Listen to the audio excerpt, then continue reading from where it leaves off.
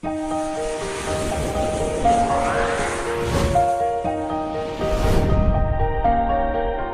दोस्तों, स्वागत है आपका एजुकेशन अड्डा 99 पे। दोस्तों, आज की इस वीडियो में हम आपको बताने वाले हैं छत्तीसगढ़ वन रक्षक यहाँ पर फॉरेस्ट गार्ड भर्ती के लिए 2024 में आप ऑनलाइन फॉर्म कैसे भर सकते हैं इसके बारे में, ठीक है। Complete process A to Z आपको बताएंगे, ठीक है। तो वीडियो को लास्ट तक देखिएगा ताकि कोई भी गलती ना हो और आप घर बैठे ही अपना फॉर्म बड़ी ही आसानी से भर सके, ठीक है। इसमें फॉर्म भरने के लिए किसी भी प्रकार से आपको शुल्क पेमेंट भी करना नहीं पड़ेगा। अब दोस्तों, इसके लिए कुल पद की अगर हम बात करें तो 1484 पोस्ट यहाँ पास है और इसके लिए योग्यता दोस्तों ओनली 12वीं पास ही रखा गया है। तो 12वीं पास युवा इसके लिए फॉर्म भर सकते हैं। अब यहाँ पास बात आती है कि 2023 में जिन कैंडिडेट ने फॉर्म भर लिए हैं तो क्या उनको दोबारा फिर से फॉर्म भरना पड़ेगा कि नहीं, तो कंप्लीट जानकारी इस वीडियो में आपको मिलने वाली है। तो वीडियो को लास्ट तक देखिएगा। तो चलिए दोस्तों, हम आज का अपना ये वीडियो स्टार्ट करते हैं। तो फॉर्म भरने के लिए दोस्तों सबसे पहले तो आपको कोई सा भी एक ब्राउजर ओपन कर लेना है, ठीक है। फिर सर्च बार में आपको यहाँ पास CG फॉरेस्ट सर्च कर लेनी है, ठीक है। जैसे ही आप CG फॉरेस्ट सर्च करते हैं फिर इस प्रकार से यहाँ पर पेज ओपन होकर आ जाएगा, जिसमें यहाँ पर लिखा रहेगा, एक बार देख लेंगे, forest.cg.gov.in। उसके नीचे में CG फॉरेस्ट जो लिखा रहेगा इसी पर आपको सिंपली से क्लिक करना है। इसके बाद दोस्तों आपके सामने कुछ इस प्रकार से छत्तीसगढ़ फॉरेस्ट विभाग का ऑफिशियल वेबसाइट ओपन होकर आ जाता है, ठीक है। यहीं से अब आपको ऑनलाइन फॉर्म भरना है। तो ऑनलाइन फॉर्म भरने के लिए दोस्तों यहाँ पास आपको देखने के लिए मिल जाता है, यहाँ पर ब्लिंक हो रहा है फॉरेस्ट गार्ड रिक्रूटमेंट 2023। तो ये 2023 इसीलिए लिखा हुआ है क्योंकि ये वैकेंसी 2023 में आई थी और इसके लिए एक बार फॉर्म मंगाया भी गया था। अब फिर से दोबारा इसके लिए फॉर्म मंगाया जा रहा है, ठीक है। तो अब आपको इसमें फॉर्म भरने के लिए इसी पर क्लिक करना है और इसी के साथ दोस्तों अगर आप यहाँ पास वाहन चालक के लिए फॉर्म भरना चाहते हैं तो यहाँ पास उसके लिए भी लिंक दे दिया गया है, ठीक है। अगर आप ज्यादा से ज्यादा कमेंट आएगा तो इसके ऊपर भी हम एक डिटेल वीडियो बनाकर आपको बता देंगे। तो फॉरेस्ट गार्ड के लिए फॉर्म भरने के लिए आपको फॉरेस्ट गार्ड रिक्रूटमेंट 2023 के ऑप्शन पर सिंपली से क्लिक कर देना है। जैसे ही आप इसमें क्लिक करेंगे फिर देखेंगे दोस्तों यहाँ पर वन रक्षक भर्ती हेतु ऑनलाइन आवेदन वाला पेज ओपन होकर आ जाता है। तो दोस्तों यहाँ पर 2023 इसीलिए लिखा हुआ है क्योंकि ये 2023 की वैकेंसी है, तो आपको ऐसे में घबराना नहीं है, हो सकता है ये बाद में अपडेट भी किया जा सके। अब इसके बाद दोस्तों इसका ऑनलाइन फॉर्म भरने के लिए आपको क्या करना होगा, यहाँ पर दोस्तों देखने के लिए मिल जाता है ऑनलाइन एप्लीकेशन फॉर्म का एक ऑप्शन, ठीक है। यहाँ से आप विभागीय यहाँ पर नियम वगैरह भी देख सकते हैं डाउनलोड करके। तो दोस्तों फॉर्म भरने के लिए इसी ऑनलाइन एप्लीकेशन फॉर्म के ऑप्शन पर आपको सिंपली से क्लिक कर लेना है। जैसे ही दोस्तों आपने इसमें क्लिक किया फिर देखेंगे आपके सामने इस प्रकार से यहाँ पर रजिस्टर वाला पेज ओपन होकर आ जाता है, ठीक है। अब दोस्तों सबसे पहले क्या करना है, देखिए ध्यान से समझिएगा, आपको किसी भी प्रकार से कोई भी गलती नहीं करनी है। तो यहाँ पास दोस्तों सबसे पहले तो आपको full name of the applicant, तो यहाँ पास आपको अपना पूरा नाम डाल देना है, ठीक है। आप अपने 12th के मार्कशीट के अनुसार भर दीजिएगा। इसके बाद देखेंगे यहाँ पास मोबाइल नंबर मांगा जा रहा है, तो यहाँ पास अपने 10 डिजिट का फुल मोबाइल नंबर डाल देंगे। इसके बाद दोस्तों यहाँ पर यूर ईमेल ID, तो यहाँ पास आपको अपनी ईमेल ID इंटर कर देनी है। इसके बाद दोस्तों देखेंगे यहाँ पास पासवर्ड पूछा जा रहा है, तो यहाँ पास दोस्तों आपको एक कोई भी पासवर्ड बना लेना है अपने हिसाब से जो आप भूले ना, ठीक है। तो आप पासवर्ड बना लीजिएगा। इसके बाद दोस्तों यहाँ पास एक कैप्चा कोड आपको देखने के लिए मिल जाता है, तो इसी कैप्चा कोड को इस वाले बॉक्स में इंटर कर देनी है। तो चलिए फटाफट हम इंटर करते हैं। तो इस प्रकार से दोस्तों अपना नाम, ईमेल ID, मोबाइल नंबर और पासवर्ड यहाँ पास आप एक इंटर कर लेते हैं। इसके बाद दोस्तों सिंपली से आपको इस सबमिट के ऑप्शन पर क्लिक कर देना है। अब दोस्तों जैसे ही आपने सबमिट के ऑप्शन पर क्लिक किया फिर यहाँ पास माफ करें mobile number is already registered बताता है। तो ऐसी स्थिति में दोस्तों आपको बिल्कुल भी घबराना नहीं है। देखिए ये इसीलिए बोला जा रहा है क्योंकि आपने 2023 में इसके लिए फॉर्म भरे थे, ठीक है। इसीलिए यहाँ पास यही बोला जा रहा है कि ऑलरेडी रजिस्टर्ड है। तो ऐसी स्थिति में आपको क्या करना है, एक बार आपको हमारी पिछले वीडियो में हमने बताया है, उस वीडियो का लिंक हम आपको डिस्क्रिप्शन में दे देंगे। अगर आपने 2023 में फॉर्म भरे थे तो अगर आपका पात्र लिस्ट में नाम है तो आपको दोबारा फॉर्म भरने की आवश्यकता नहीं है। लेकिन अगर आपको अपात्र कर दिया गया है और आपने एक भी बार फॉर्म नहीं भरे हैं तो आपको दोबारा फॉर्म भरने की आवश्यकता होगी, ठीक है। तो आप सभी फॉर्म भरने से पहले एक बार हमारा वो वीडियो देख लीजिएगा। इसके बाद आराम से आप हमारा ये वीडियो देखकर फॉर्म भर सकते हैं, ठीक है। तो इसके लिए दोस्तों अगर ऑलरेडी रजिस्टर्ड दिखा रहा है तो आपको क्या करना होगा ये भी चलिए हम आपको बताते हैं। इसके बाद नए कैंडिडेट फॉर्म कैसे भरेंगे ये भी हम आपको बताएंगे, ठीक है। तो वीडियो को पूरा देखिएगा, एक एक चीज की जानकारी बड़ी ही बारीकी से हम आपको देंगे। तो ऑलरेडी रजिस्टर्ड दिखा रहा है तो आपको इस वाले यहाँ पास देखेंगे लॉगिन का एक ऑप्शन दिखाई दे रहा है, इस लॉगिन के ऑप्शन पर आपको क्लिक कर लेना है, ठीक है। अगर लॉगिन का ऑप्शन नहीं आ रहा है तो आपको यहाँ पास 3 डॉट पर क्लिक कर लेना है। 3 डॉट पर क्लिक करके यहाँ से आपको डेस्कटॉप मोड को ऑन कर लेना है, ठीक है। फिर आपको आसानी होगी फॉर्म भरने में। तो इस प्रकार से करने के बाद दोस्तों लॉगिन पर क्लिक करने पर यहाँ पास आपसे मोबाइल नंबर मांगा जा रहा है और पासवर्ड मांगा जा रहा है। तो देखिए अगर आपने अपना पासवर्ड भूल गए होंगे तो ऐसी स्थिति में भी आपको घबराना नहीं है। आपको क्या करना है, यहाँ पास एक फॉरगेट पासवर्ड का ऑप्शन दिखाई दे रहा है, इस पर क्लिक कर लेना है। इस पर जैसे ही क्लिक करेंगे फिर यहाँ पास आपसे आपका मोबाइल नंबर पूछा जा रहा है। तो अभी आपने जो मोबाइल नंबर डाले थे उस मोबाइल नंबर को डाल दीजिए और यहाँ से सबमिट पर क्लिक कर दीजिए। जैसे ही आप सबमिट पर क्लिक करेंगे इसके बाद आपने जो पासवर्ड है वो पासवर्ड आपके मोबाइल नंबर पर भेज दिया जाएगा। SMS में देखिएगा वहाँ पास आपको आपका पासवर्ड मिल जाएगा। अब उसी पासवर्ड से दोस्तों आपको क्या करना होगा, लॉग इन करना होगा। तो जो पासवर्ड आपके मोबाइल नंबर पर आया है उस पासवर्ड को इंटर करना है और अपना मोबाइल नंबर को इंटर करना है और ये जो कैप्चा कोड दिया गया है इसे इंटर कर देना है, ठीक है। तो इस प्रकार से दोस्तों हमारे मोबाइल नंबर पे पासवर्ड आ गया है। उस पासवर्ड को हम यहाँ पास डाल के यहाँ से चलिए लॉगिन कर लेते हैं। तो जैसे ही दोस्तों हमने यहाँ पास लॉगिन के ऑप्शन पर क्लिक किए फिर देखेंगे आपके सामने इस प्रकार से यहाँ पर एक नया पेज ओपन होकर आ जाता है। अब यहाँ से दोस्तों आपको अपना ऑनलाइन फॉर्म भरना होगा, ठीक है। तो ये हो गया ओल्ड कैंडिडेट के लिए। लेकिन दोस्तों अगर आप यहाँ पास लॉगिन करते हैं और आपका पुराना प्रिंट वाला पेज ओपन होकर आ जाता है तो आपको उसे प्रिंट करके रख लेना है, क्योंकि आपका फॉर्म यहाँ पास पात्र लिस्ट में होगा तो यहाँ पास आपका प्रिंट वाला पेज हो आ जाएगा। और अगर आपका फॉर्म अपात्र कर दिया गया तो यहाँ से आपको नया फॉर्म भरना होगा, ठीक है। तो यहाँ पर फॉर्म भरने का आगे प्रोसेस हम बताएंगे, लेकिन चलिए नए कैंडिडेट कैसे करेंगे वो पहले बता देते हैं। नए विद्यार्थी फॉर्म भरने के लिए दोस्तों इस वाले पेज में आ जाएंगे आप लोग, ठीक है। इसके बाद दोस्तों आपको ऑनलाइन एप्लीकेशन फॉर्म का जो ऑप्शन दिखेगा इसी पर आपको क्लिक कर लेना है। इसमें क्लिक करने के बाद जैसा कि हमने बताया था यहाँ पास आपको अपना फुल नेम इंटर करना है। इसके बाद यहाँ पास मोबाइल नंबर फिर ईमेल आईडी डालना है। इसके बाद यहाँ से आपको अपने अनुसार कोई एक पासवर्ड बना लेना है, तो आप बना लेंगे। और ये जो कैप्चा कोड दिया गया है उस कैप्चा कोड को इस वाले बॉक्स में यहाँ पास इंटर कर देंगे। इसके बाद यहाँ से आपको सबमिट करना है। तो चलिए फटाक से हम ये सब इंटर कर लेते हैं। तो इस प्रकार से दोस्तों अपना नाम, मोबाइल नंबर, ईमेल आईडी और यहाँ पास एक पासवर्ड भी आप इंटर कर लेते हैं। इसके बाद दोस्तों सिंपली से आपको इस सबमिट के ऑप्शन पर क्लिक कर देना है। जैसे ही दोस्तों आप सबमिट के ऑप्शन पर क्लिक किए फिर आपने जो मोबाइल नंबर डाला है उस मोबाइल नंबर पे एक OTP भेज दिया जाता है। उस OTP को दोस्तों आपको इस वाले बॉक्स में आपको डाल देना है, ठीक है। जैसे ही दोस्तों आप यहाँ पास वो OTP डालते हैं इसके बाद दोस्तों आपको यहाँ पास वेरीफाई का एक ऑप्शन दिखाई दे रहा है, इसी पर आपको क्लिक कर देना है। जैसे ही दोस्तों आप वेरीफाई के ऑप्शन पर क्लिक करते हैं इसके बाद आपके सामने इस प्रकार से एप्लीकेशन फॉर्म ओपन होकर आ जाता है, ठीक है। अब यहीं से दोस्तों देखेंगे सेम ऑप्शन यहाँ पर आ जाता है नए कैंडिडेट और पुराने कैंडिडेट के लिए, ठीक है। तो यहाँ पास दोस्तों देखेंगे यहाँ पास आपका पोस्ट लिखा हुआ है और ये परमानेंट पोस्ट है और हायर सेकेंडरी 12th पास इसमें फॉर्म भर सकते हैं, ठीक है। अब यहाँ से दोस्तों सारा प्रोसेस सेम रहेगा, तो ध्यान से समझिएगा और ध्यान से देखिएगा वीडियो, आपको कोई भी गलती नहीं करनी। तो देखिए अब यहाँ पास वन मंडल चुने जहाँ के लिए आप आवेदन कर रहे हैं, ठीक है। तो यहाँ से सबसे पहले वन मंडल आपको चुनना है जहां के लिए आप आवेदन करना चाहते हैं। तो यहाँ पर सारे वन मंडल आपको देखने के लिए मिल जाते हैं, ठीक है। तो आप जिसके लिए भी फॉर्म भरना चाहते हैं उसका आप यहाँ पर सिलेक्शन करेंगे। जैसे अगर आप बिलासपुर डिवीजन के लिए फॉर्म भरना चाहेंगे तो बिलासपुर डिवीजन का सिलेक्शन करेंगे। जैसे ही आप इसका सिलेक्शन करेंगे फिर बिलासपुर डिवीजन में टोटल पोस्ट कितना है वो आपको यहाँ पास देखने के लिए मिल जाएगा, ठीक है। और अगर आप और कोई अदर डिवीजन में फॉर्म भरना चाहते हैं तो यहाँ पास फिर से वन मंडल अलग सिलेक्शन करके देख लीजिएगा, आपको कौन कौन से में कितना पोस्ट है वो पता चल जाएगा। जैसे हम यहाँ पास अब धमतरी सेलेक्ट करते हैं तो देखेंगे अब धमतरी में यहाँ पर 49 पोस्ट है, ठीक है।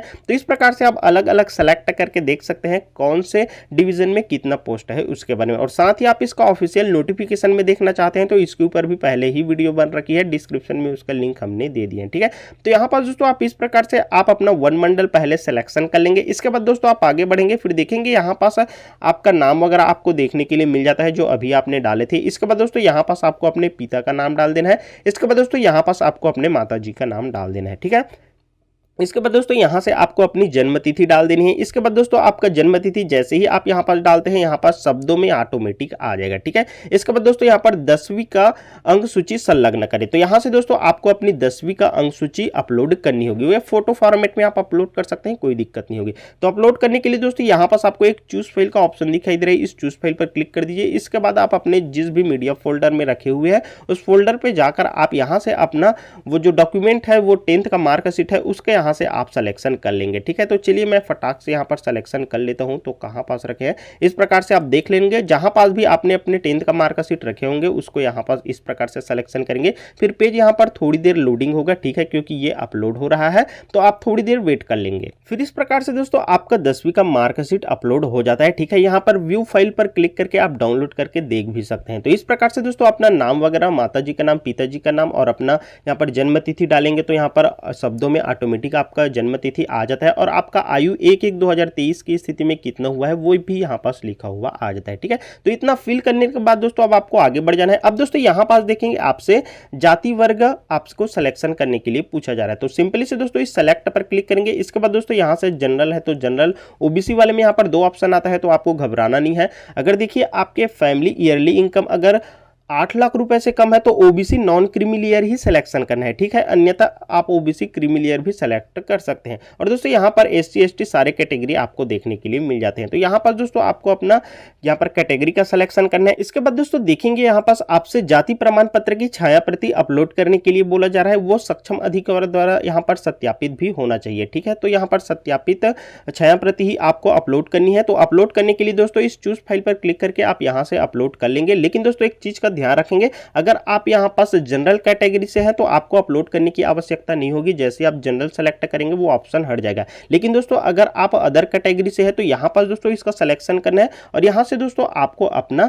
जो जाति प्रमाण पत्र है वो सत्यापित होना चाहिए सक्षम अधिकारी द्वारा, उसकी छाया प्रति आपको अपलोड करनी है। तो अपलोड करने के लिए सिंपली से चूज फाइल पर क्लिक कर लेंगे और यहां से आपको अपना जाति प्रमाण पत्र का सिलेक्शन कर लेना है। तो इस प्रकार से दोस्तों आप अपने जाति प्रमाण पत्र को अपलोड करते हैं। फिर यहाँ पास व्यू फाइल पर क्लिक करके आप देख भी सकते हैं अपने जाति प्रमाण पत्र को। ठीक है, इसके बाद दोस्तों आपको आगे बढ़ जाना है। फिर दोस्तों यहाँ से अब आपसे स्थायी पता की जानकारी पूछी जाती है। तो यहाँ पास दोस्तों आपको अपना कंप्लीट एड्रेस डाल देना है, जैसे अपने विलेज का नेम, अपने पोस्ट का नेम, अपने ब्लॉक का नेम, अपने डिस्ट्रिक्ट का नेम। ठीक है, सारा चीज आपको डाल देना है। ठीक है, पूरा डालेंगे अपने एड्रेस को। इसके बाद दोस्तों यहाँ पास आपसे राज्य पूछा जाता है। तो सिंपली से दोस्तों सेलेक्ट पर क्लिक करेंगे और यहाँ पर छत्तीसगढ़ सेलेक्ट कर लेंगे। ठीक है, इसके बाद दोस्तों थोड़ी देर वेट करेंगे। फिर यहां से आपसे जिला पूछा जाता है। तो सिंपली से दोस्तों इसमें क्लिक करेंगे। फिर आप जिस भी जिले में आते हैं उस जिले को यहां पास आपको फाइंड कर लेना है और यहां से दोस्तों आपको अपने जिले का सिलेक्शन कर लेना है। इसके बाद दोस्तों अब यहां पास आपसे पिन कोड पूछा जाता है। तो अपने एरिया का जो भी पिन कोड है दोस्तों उस पिन कोड को आपको यहां पास इंटर कर देनी है।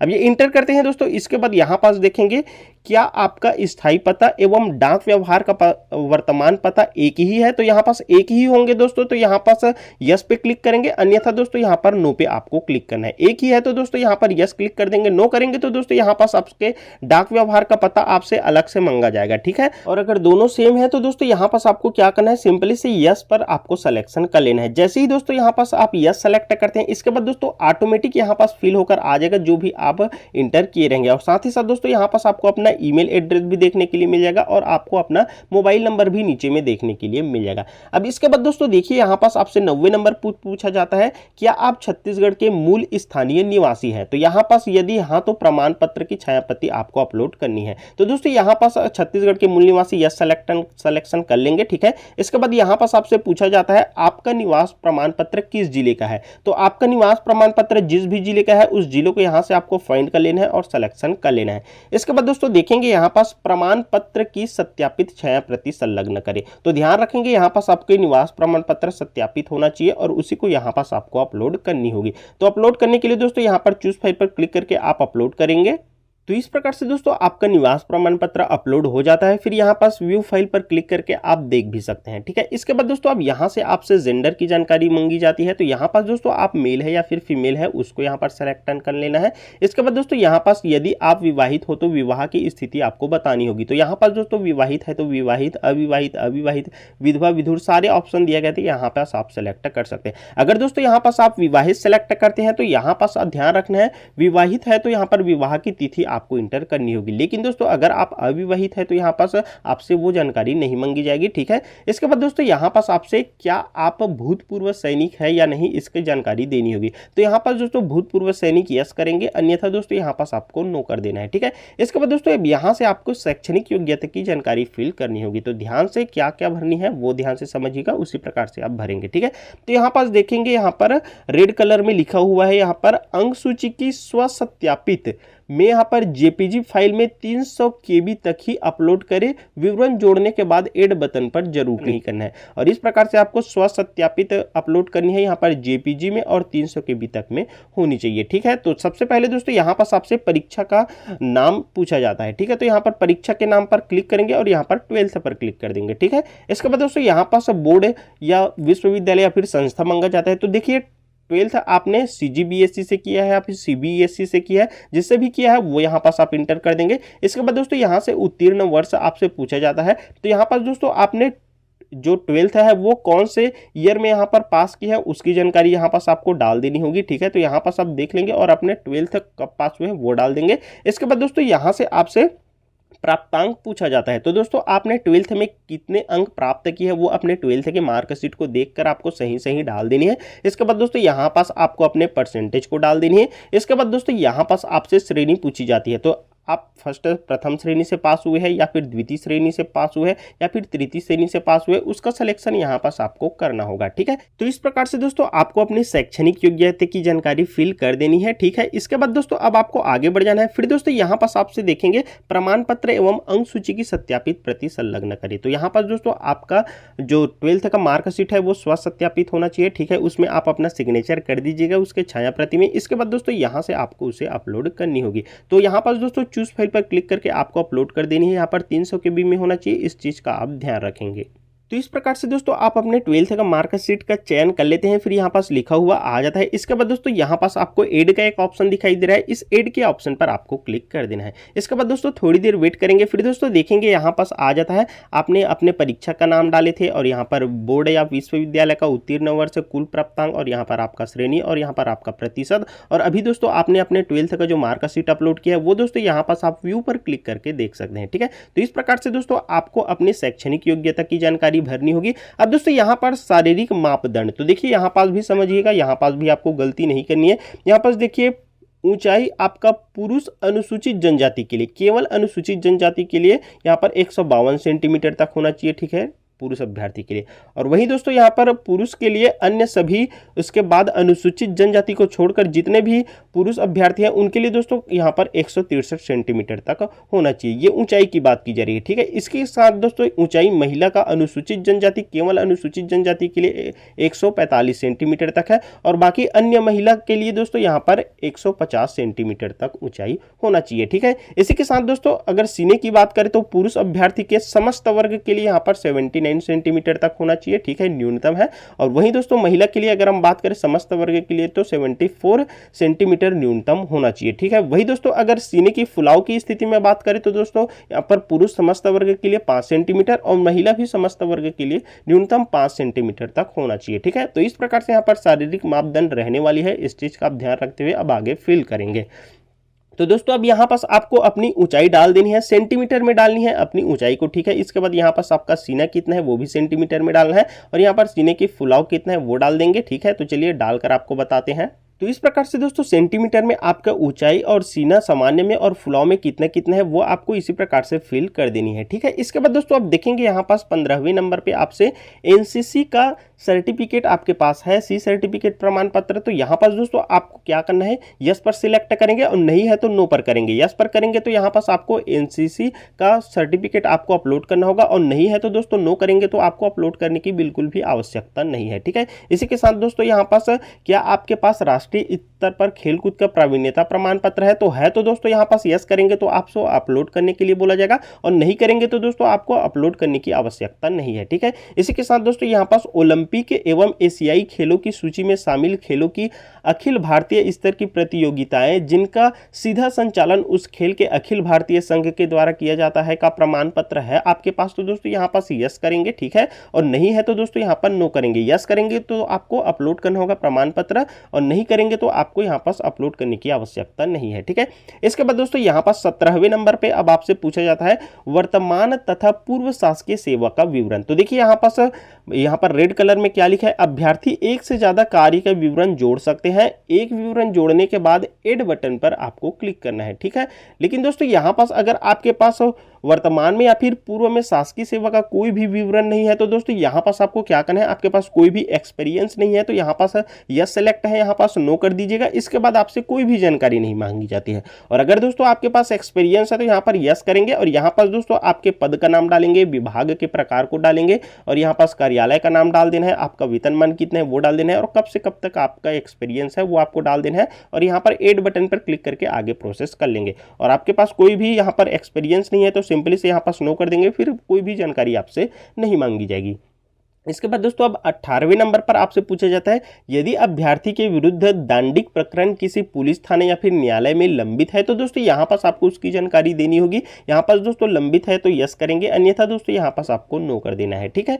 इसके बाद दोस्तों यहाँ पास आप देखेंगे एप्लीकेंट फोटो और सिग्नेचर, तो यहाँ से दोस्तों अब आपको अपना फोटो और सिग्नेचर अपलोड करना है। देखिए फोटो की साइज आपकी 100 KB में होना चाहिए और आपके सिग्नेचर की साइज 50 KB में होना चाहिए। इसी चीज का भी ध्यान रखेंगे कि आपका फोटो की हाइट जो है 220 पिक्सल होना चाहिए और वेट यहाँ पर 300 पिक्सल होना चाहिए और वही आपके सिग्नेचर की यहाँ पर 220 पिक्सल से यहाँ पर 90 पिक्सल होना चाहिए, ठीक है। तो यहाँ पास आपका 100 KB और 50 KB में आपको अपलोड करनी होगी। तो फोटो को दोस्तों आपको 100 KB में अपलोड करनी है। तो अपलोड करने के लिए यहाँ पर चूज फाइल पर आप सिंपली से क्लिक कर देंगे। इसके बाद दोस्तों जिस भी फोल्डर में आपने अपने फोटो को रखे हुए हैं उस फोल्डर में आपको चले जाना है और यहाँ से दोस्तों अब आपको अपने फोटो का सिलेक्शन कर लेना है। तो देख लेंगे दोस्तों आपने अपने मोबाइल फोन पे या फिर किसी भी फोल्डर में आप रखे, यहाँ से इस प्रकार से फोटो सिलेक्ट करेंगे, फोटो सिलेक्ट करेंगे, फिर थोड़ी देर वेट करेंगे, फिर देखेंगे दोस्तों यहाँ पास आपका फोटो कुछ इस प्रकार से अपलोड होकर आ जाता है। इसी प्रकार से दोस्तों सेम आपको सिग्नेचर अपलोड करने के लिए सिग्नेचर के नीचे में जो यहाँ पर चूज से लिखा हुआ है इसी पर क्लिक करके आपको अपना सिग्नेचर भी सेलेक्ट कर लेना है। तो कुछ इस प्रकार से दोस्तों आप अपना फोटो भी अपलोड कर लेते हैं, इसी के साथ दोस्तों अपना सिग्नेचर भी अपलोड कर लेते हैं। फिर दोस्तों आपको नीचे आ जाना है। फिर दोस्तों यहाँ पास घोषणा पत्र देख पाएंगे, यहाँ पास लिखा हुआ है, इसे आप अच्छे से रीड कर सकते हैं, ठीक है। इसके बाद दोस्तों यहाँ पास एक बॉक्स आपको देखने के लिए मिल जाता है, इस बॉक्स पर आपको सिंपली से क्लिक कर देना है। जैसे ही दोस्तों आप इसमें क्लिक करेंगे फिर यहाँ पास आपका नाम शो करेगा, ठीक है। इसके बाद दोस्तों नीचे आ जाना है। नीचे आएंगे दोस्तों फिर देखेंगे यहाँ पास आपसे पूछा जाता है एप्लीकेशन को ध्यानपूर्वक चेक कर ले, एक बार सेव एंड कंटिन्यू पे क्लिक करने के बाद किसी भी प्रकार से चेंज संभव नहीं है। तो दोस्तों एक बार आपको अपने फॉर्म को अच्छे से चेक कर लेना है, जितने भी डिटेल फिल किया है उन सभी डिटेल को आपको बारीक से चेक कर लेनी है, ठीक है। सारा चीजें सही है तो दोस्तों अब आपको क्या करना होगा, यहाँ पर सेव एंड कंटिन्यू के ऑप्शन पर क्लिक कर देना होगा। लेकिन दोस्तों कोई मिस्टेक है तो आपको उसे सुधार कर लेनी है। तो चलिए यहाँ पर सेव एंड कंटिन्यू के ऑप्शन पर क्लिक कर लेते हैं।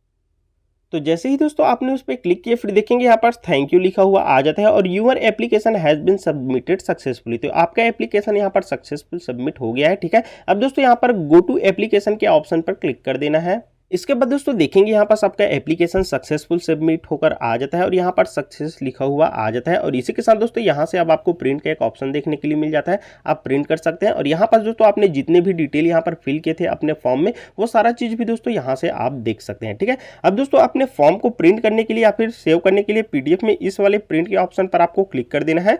इसके बाद दोस्तों यहाँ पास आपके प्रिंट का पेज का प्रीव्यू आपको देखने के लिए मिल जाता है कुछ इस प्रकार से, ठीक है। अब दोस्तों इसे PDF में सेव करने के लिए यहाँ पास देखेंगे सेव एज PDF का एक ऑप्शन आपको देखने के लिए मिल जाएगा। इस सेव एज PDF के ऑप्शन पर क्लिक कर दीजिए। जैसे ही इसमें क्लिक करेंगे इसके बाद दोस्तों यहाँ पर सेव के ऑप्शन पर आपको क्लिक कर देना है। जैसे ही दोस्तों आपने इसमें क्लिक किया फिर देखेंगे आपका फॉर्म PDF में सेव होकर आ जाता है। तो कुछ इस प्रकार से दोस्तों आपको वन रक्षक फॉरेस्ट गार्ड के लिए ऑनलाइन फॉर्म भरना था। उम्मीद है इस वीडियो के माध्यम से आपको कंप्लीट समझ में आ गया होगा, ठीक है। तो वीडियो के लास्ट में एक बार और आप सभी को बता दूं दोस्तों कि अगर आपको अपात्र कर दिया गया है तो आप नया फॉर्म भर सकते हैं, ठीक है। और जो कैंडिडेट ने यहाँ पर फॉर्म नहीं भरे थे वो भी यहाँ पास नया फॉर्म इस प्रकार से भर सकते हैं। उम्मीद है इस वीडियो में आपको दी गई जानकारी काफी हेल्पफुल रही होगी। तो इसी प्रकार से दोस्तों आप अपना फॉर्म भर लीजिएगा और चैनल पर नए होंगे तो दोस्तों चैनल को भी सब्सक्राइब करके रख लीजिएगा इस भर्ती से संबंधित आगे आने वाली अपडेट की जानकारी के लिए। साथ ही साथ दोस्तों इस वीडियो को आगे शेयर भी कर दीजिएगा अन्य दोस्तों के साथ, ताकि वो भी अपना फॉर्म इसी प्रकार से बिल्कुल फ्री में बिना शुल्क के